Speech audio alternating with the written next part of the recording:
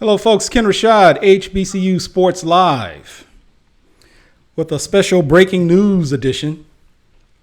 In case you haven't heard, the SWAC, I guess to the expectation of many, has made the decision to postpone all fall sports for the year of 2020. Probably one of the most anticipated announcements that I can recall in quite some time, given how certain things have transpired since Friday. You know, there was a breaking news report of a reporter who indicated, Breck McMurphy, who indicated that he had gotten reports that the SWAC had planned on canceling fall sports on Monday. And then shortly thereafter, SWAC Commissioner Charles McClellan denied emphatically that report just simply wasn't true, and that the SWAC Council of Presidents had no idea what was going to be done. And if it wasn't enough that SWAC Commissioner Charles McClellan indicated that it wasn't true, there was a statement released by Grambling State, and then later Roman Banks, the athletic director at Southern University, indicated that there was no decision, nor that anyone within the conference actually knew what was going to go on. So finally, we get to this point. The SWAC commissioners met at 4:00 earlier today, Central Time, and then the SWAC released promptly at 6:00, making the announcement official of its intentions to postpone all fall sports for the year 2020. Before we get into our guest of the evening, we do have a special guest. Let me just say that if you would, by all means, take a moment to follow us on all the social media platforms. On Twitter, we're located at HBCU Sports, on Facebook at Real HBCU Sports, and on Instagram at HBCU_sports. This is the show, of course, where we discuss all the latest news related to the HBCU sports landscape. And obviously, you can stay up to date by visiting us on the web at hbcusports.com. So, with that said, oh, and by the way, I always forget this, but you know, we also are on video, and then if you would take a moment to follow us on YouTube as well. And obviously, this video will be posted later. If you, for whatever reason, aren't able to catch us live, you will be able to watch this video later on YouTube.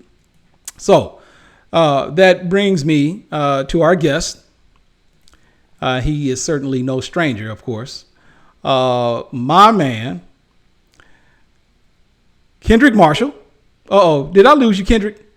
Oh, he's calling me. Wait, this is live TV for you. Hold on, let me see if I can get him on board. Wait a minute, let me see if he's on here. I've lost him. We'll try to get him back on. Kendrick, call me back. So, as I was saying, the SWAC made the announcement to cancel fall sports. But what the unique thing about the announcement is that the SWAC indicated, have I got you?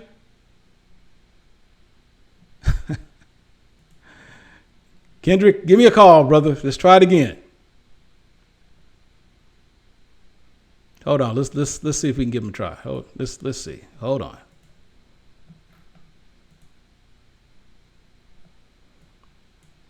This would happen on live. Come on, man.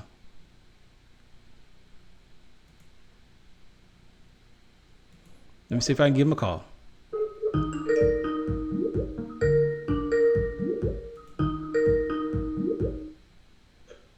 You there, Kendrick? Yes, I am.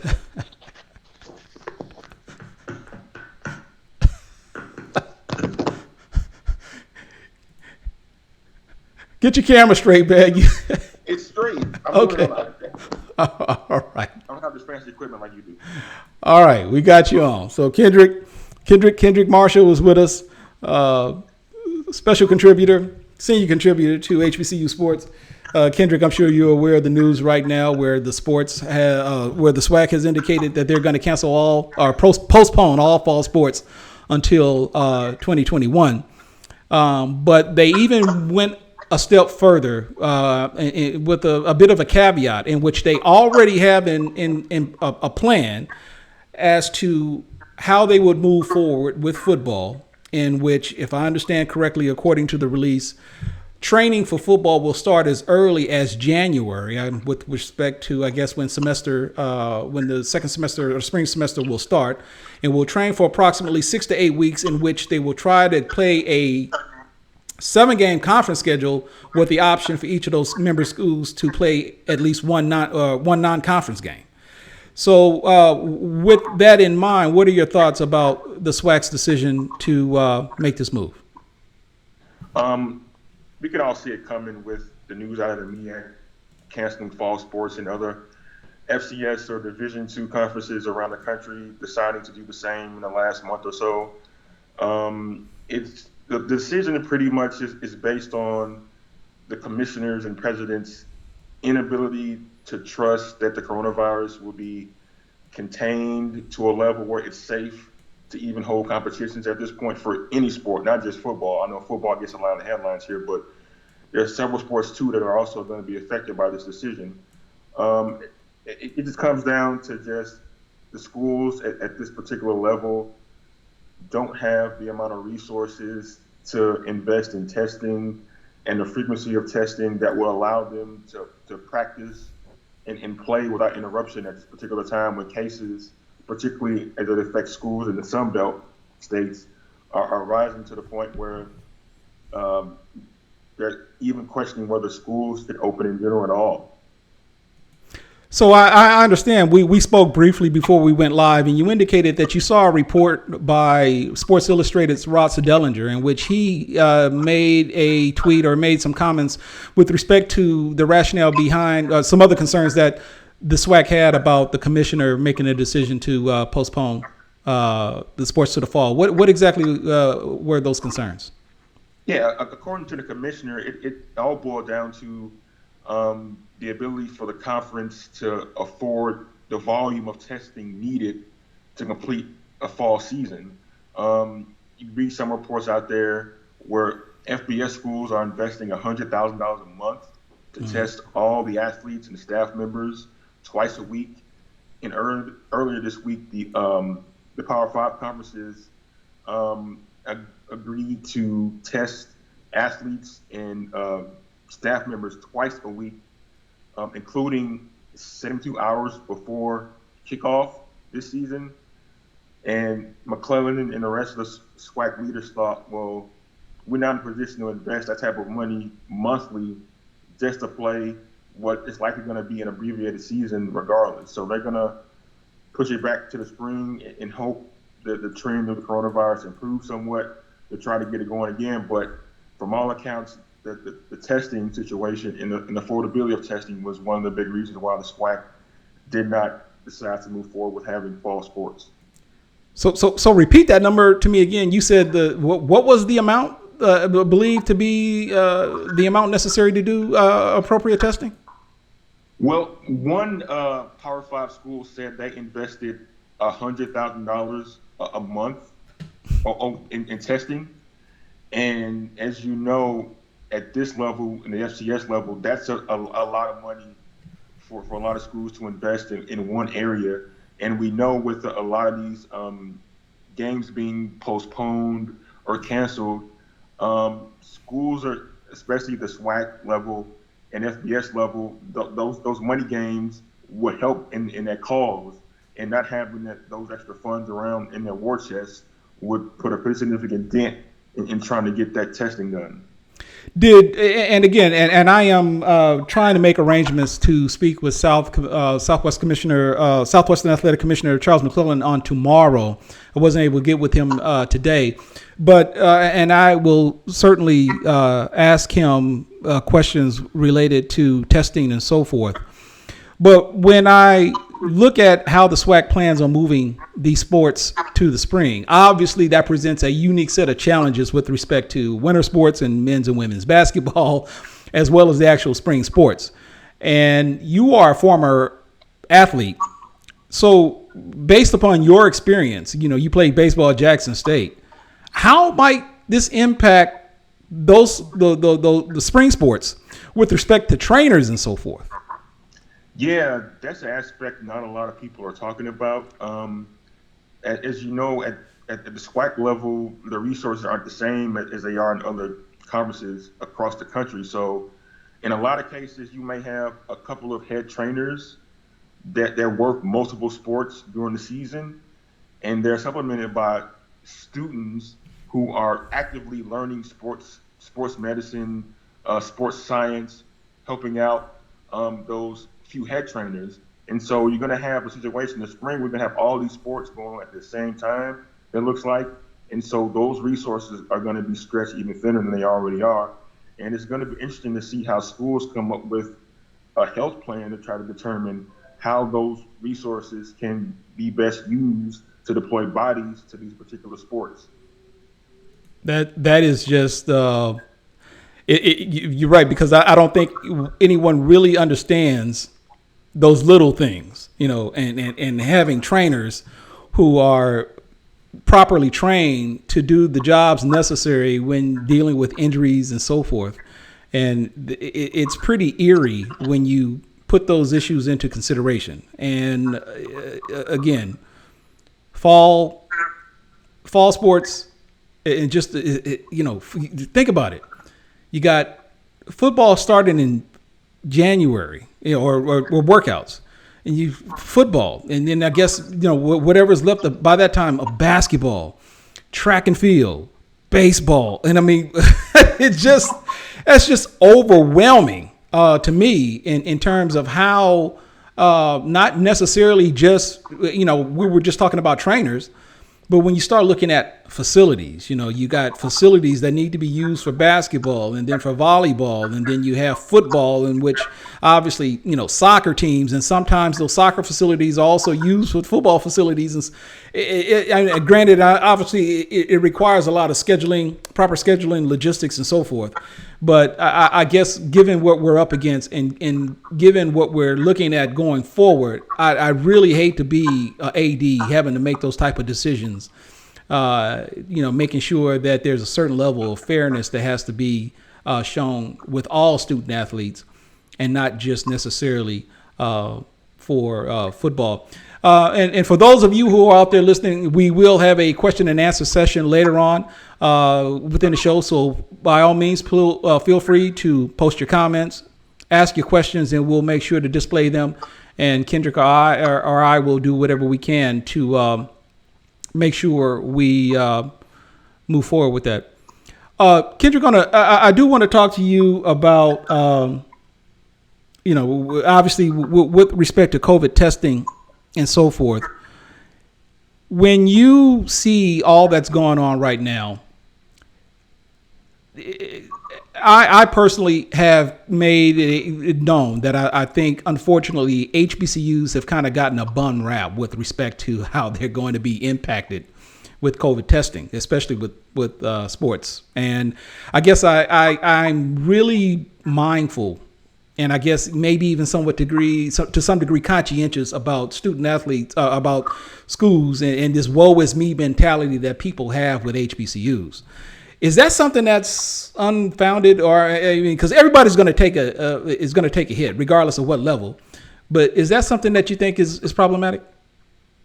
Yeah, especially with those with ties to HBCUs, they oftentimes will personalize a lot of what's going on within the conferences that they care about mostly, and they tend to project how they feel onto the conference and say, well, the conference is behind in this area.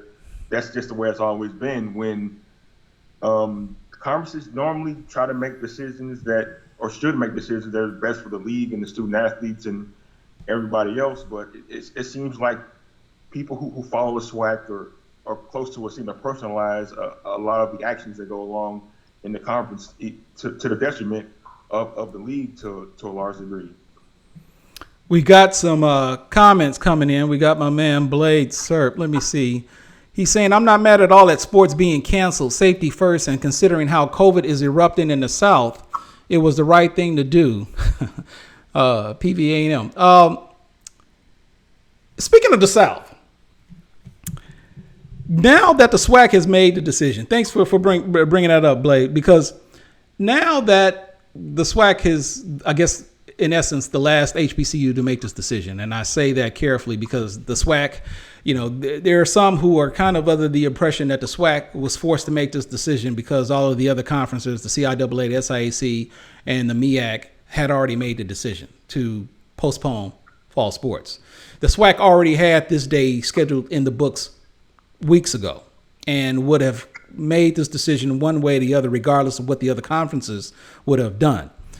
With that said, now that all 4 HBCU conferences at the Division I and Division II level have made the indication that they're going to postpone fall sports, I don't know if any of you are aware of this, but Tennessee State is the only HBCU at this point of the Ohio Valley Conference that has pretty much made it clear that they plan to move forward with an all-conference schedule, and there are no plans to postpone football. So I want you guys to kind of think about that for a moment, because I view this when you look at what the Ivy League has done, when you look at with the CAA, when you even look at some of the decisions that even say the Pac-12 and the Big Ten has made with respect to just simply playing an all-conference schedule, and yet we hadn't heard a peep out of the ACC, the SEC, and the Big 12. It is my belief that this is a regional thing. And because folks in the South love football that much, it's the decision is that much more difficult to make. I am not including the SWAC in that because, again, it's important for people to know the SWAC had a plan back in mid-June, over a month ago, that the drop dead date would be October 17th. I was actually one that said, you know what? I wouldn't be surprised if the SWAC actually decided to go with a all conference schedule, having some flexibility to eventually decide at a later date, depending on how this COVID pandemic went, to just say, you know what, we're going to postpone the SWAC sports until the spring. If they would have done that, I would have been okay with it. But I just want to make this clear that, and Charles McClellan even made this clear, that this wasn't a plan that just popped up out of the blue. According to him, and according to people I've talked to, and I've not had a chance to talk to him directly, the plan for the SWAC to go to this 8-game conference format in the spring was already set in, was already a plan back when the SWAC made the announcement for the drop dead date to go October 17th. So Kendrick, let me go back. I'm gonna bring this all in because I say all that to say this: is there something to be said about football in the South and the fact that we see some conferences making moves, other conferences not necessarily making moves? Is this a Southern geographical good old boy type thing? I think so. You gave some examples of what the Pac-12 did and what the Big Ten did. They got out in front of it right away and said, we're only going to conference games. And weeks later, we're still waiting for the ACC and the SEC and the Big 12 schools in the South, in the Sun Belt, with coronavirus cases spiking, still trying to make the decision or whether or not to even have conference schedules or play at all. And I think you heard Ed Orgeron say in a recent meeting with Vice President Pence that football is a way of life for a lot of people in so many words, and that they got kind of understand, like, football in the South, especially in some of these states like Louisiana, Mississippi, Texas, it's kind of the lifeblood of these communities. And without football, what else would there be to do? What else can we rally around besides thinking about this coronavirus all day? And so I think you're right that in certain regions of the country, that these decisions are going to be made based on how valuable football in those regions are, and how valuable not only to the region, but like to the people who live there too. Because if you look at it, like the financial and economic impact of football not taking place anywhere in the country, especially in the South, could have a tremendous impact on these economies. I know the state of Alabama, Tuscaloosa, particularly, could lose billions of dollars if Alabama football does not happen in the fall. And that's a big blow to the local economy because they are expecting those dollars to come into the economy to help with other areas of that community and the state. And I know Mike Gundy took a lot of heat for this in April when he said that football should come back in May, he said, I think it was, because the state of Oklahoma needs this game to happen in order for money to flow through the state. So people are looking at this like, hey, football needs to happen because a lot of financial stakes are on the line if these games are played or not. And I think we as fans and media have to realize sometimes that that's just the reality of it. It may seem immoral, it may seem inhumane to say, well, why are you bucking safety just to play football to make money? But like football, as you know, a lot of these schools help support other things. They help support communities too. So that's another thing we have to look into when we talk about canceling the fall season or cutting sports or doing whatever to adjust to the coronavirus pandemic. So Dwight Moore chimes in and he talks about the ABC, and I'm showing his comment. So he's talking about the ABC. So they are locked in unless they go against the conference direction. So Dwight, are you talking about Tennessee State? Because Kendrick, let me ask, given what position all HBCU conferences have taken at this point, and of course there was the unfortunate hiccup with players testing positive at North Carolina A&T, the student athletes testing positive at North Carolina A&T and at Florida A&M. And there was even the unfortunate position that Miles College decided to take in letting everyone know that if they can play sports in the fall, they will. They reserve the right to do so, which again is unfortunate. But should Tennessee State feel any pressure to maybe change its mind despite what the Ohio Valley Conference is doing or not doing at this point? I don't think so. It seems like all these conferences are working together in with these solutions. And if Tennessee State decides we're not going to play, then as a conference commissioner and as the presidents of the other schools and athletic directors of other schools, you're going to be like, why is Tennessee State just making a decision without discussing with the rest of the conference first? And I think Tennessee State is probably going to wait and see what the Ohio Valley Conference does. If Ohio Valley says we're not going to play in the fall, they're not going to play in the fall. So that's basically where that's going to lie. I don't think it's appropriate for a school to just be on a limb by itself and say we're not going to play without the input of other members of the conference. So you and I agree that this isn't necessarily an easy decision. And that it isn't just fair to just openly criticize Tennessee State for saying, because I put it like this: the optics when and it's almost not fair, and I want to be careful because I don't want to demonize Tennessee State in any way. I'm not trying to do that, but I guess when you look at what the 4 HBCU conferences have done. When you look at the position or that the stance that Morehouse took, when Morehouse made the decision to just cancel all fall sports, and they're a member of the SIAC, I kind of feel for Tennessee State in a way because I'm not going to sit up here and say that they don't care. I'm sure they do. As a matter of fact, I think honestly, and I've said this before, I think all schools care. Some just care a little bit more than others, but.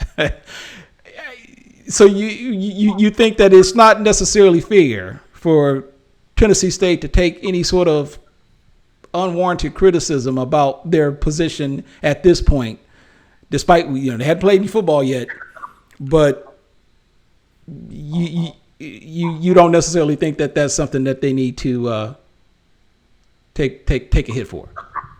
No, I mean it's July. Like even though other conferences and schools have made decisions not to play this fall, I think every school is going to evaluate their own circumstance and determine what's best for it, and not make a decision based on what these other schools have done.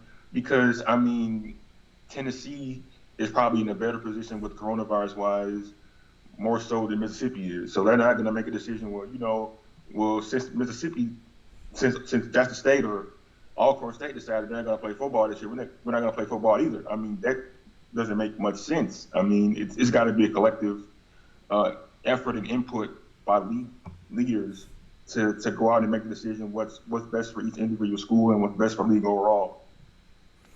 All right, got another comment. Blaze got another comment. Let me see what you got to say, Blaze. Blaze is saying, in the South, football is a religion. Having schools give up football in some cases is like asking Southerners to give up their God. People are more passionate about their teams when they are about their religion in the South. That being said, Southerners are going to try everything to retain their football, and for them, let me bring that back up, and for them to cancel it shows their seriousness of the pandemic. The pandemic.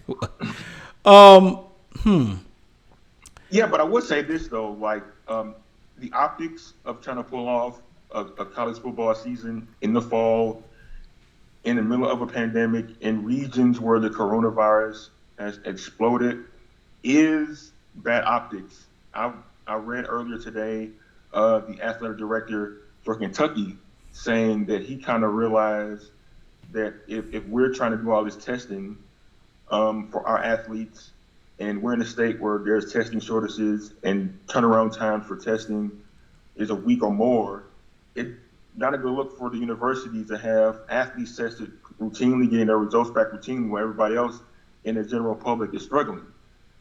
And so even though football in the South is a religion and it means a lot to people, I think a lot of athletic directors will say, hey, our community really needs testing more than we do. And our community needs help more than they need football.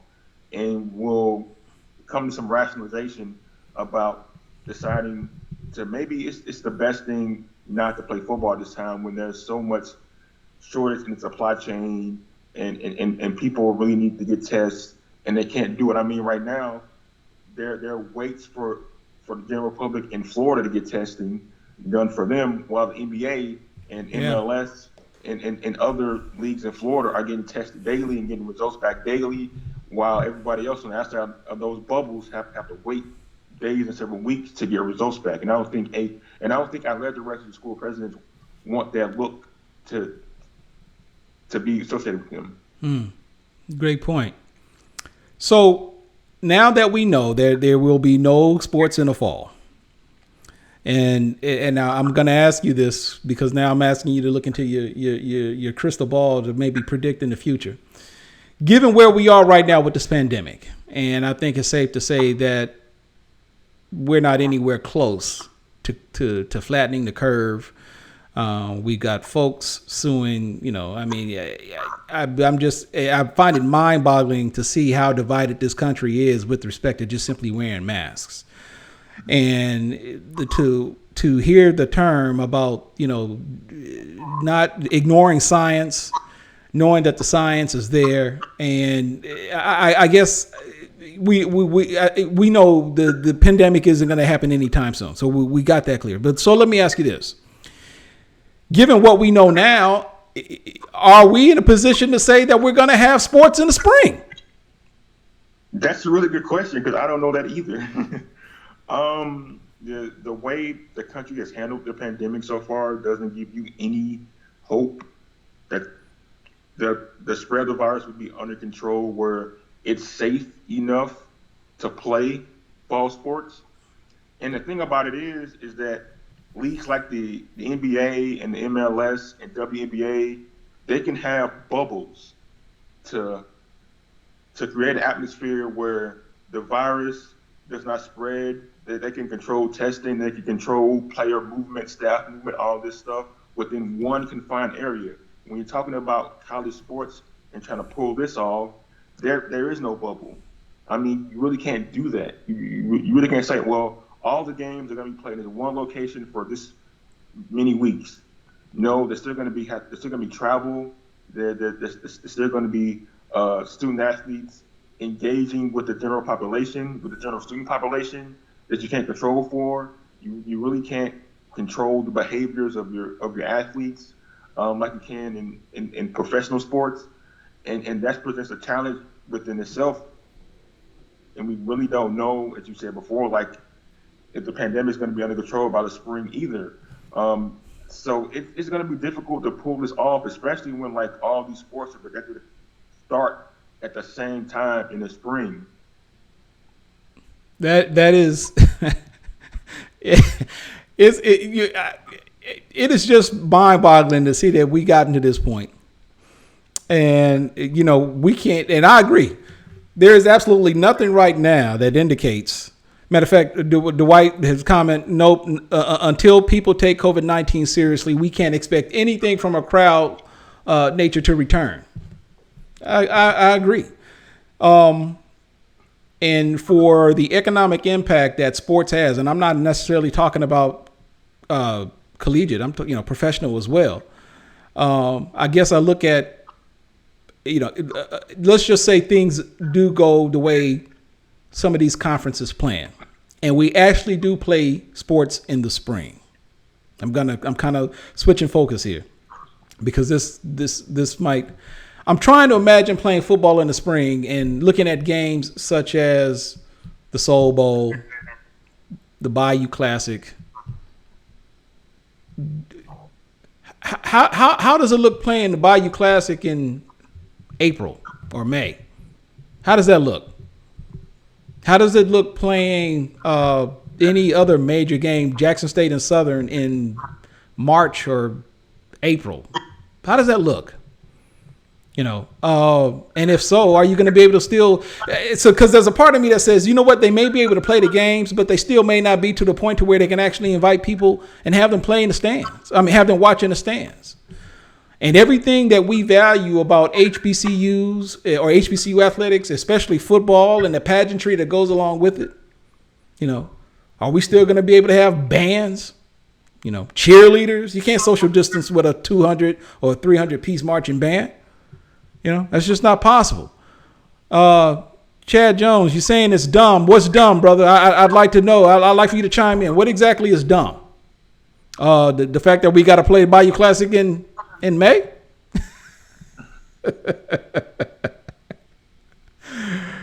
All right.